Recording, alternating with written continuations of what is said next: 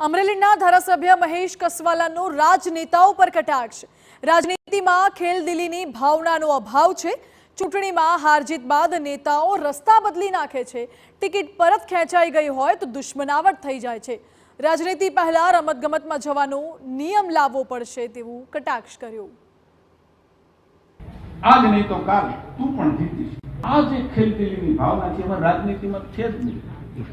जो टिकિટ आडीथी लई लीधी होय आडीथी टिकિટ लई लीधी होय કે સામે ચૂંટણી લડ્યા હોય તો રસ્તા એકબીજાને ભૂલી જાય છે। મહેશભાઈ આ રસ્તેથી નીકળવાનો, હું આ રસ્તેથી નહીં નીકળું।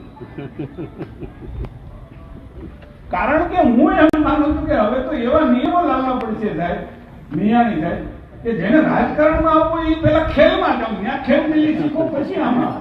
કોઈ ખેતરના પાળા વેચવાના હોતા નથી, કોઈ મિલકત વેચવાની નથી હોતી। હાર જીતમાં એટલી મોટી દુશ્મનાવટ થાય છે માલિક।